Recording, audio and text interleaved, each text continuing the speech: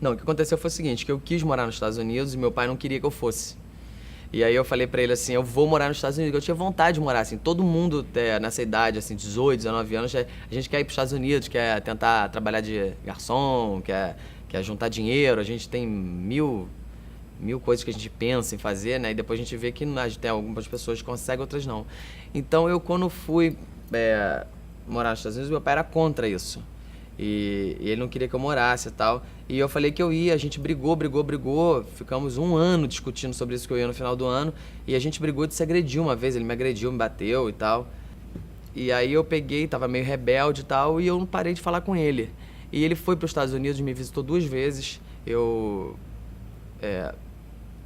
Ele foi pra lá e eu lembro que a gente discutiu e toda vez que ele chegava era tudo bem, 1, 2, 3 dias, no quarto dia a gente já tava brigando, ele queria que eu voltasse, ele voltava com esse assunto, era um assunto que me incomodava e aí a gente acabou brigando, até que um dia ele me bateu e eu chamei a polícia e aí ele quase foi preso e tal, e ele resolveu voltar pro Brasil. E ele voltou pro Brasil, né, no final dessa viagem, e eu não falei mais com ele, e eu lembro que logo depois ele faleceu. Ele teve uma parada cardíaca dentro de casa. Eu não sei muito bem o que aconteceu com ele, também não perguntei muito pra minha mãe. Mas eu sei que eu fiquei muito triste, sabe, com a morte dele, porque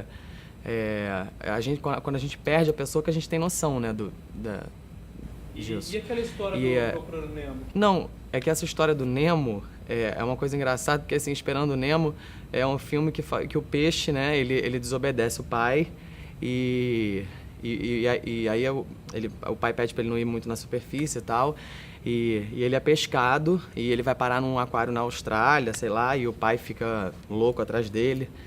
E eu acho essa história um pouco parecida com a minha, porque o meu pai também é parecido, né, uma relação de pai e filho e tal. E e a gente quando tem 19 anos não pensa, né, porque a gente faz merda mesmo, fica. E eu queria dizer pra ele que não, que eu queria ter voltado. Eu queria ter voltado pro Brasil, né? Queria ter ficado com ele, não queria ter feito isso e tal. Mas agora ele já foi. Eu Esperando Nemo, essa história, o peixe encontra com o pai no final, né? Eu não pude encontrar o meu, mas eu acho que é assim, aonde ele tá vendo que eu me arrependi, que eu queria, né? Poder falar pra ele, pô, pai, desculpa e tal. Não foi bem assim. A minha cabeça tava maluca na época. Eu não tava pensando muito, sabe? Babaquice mesmo ter ido pra lá e tal.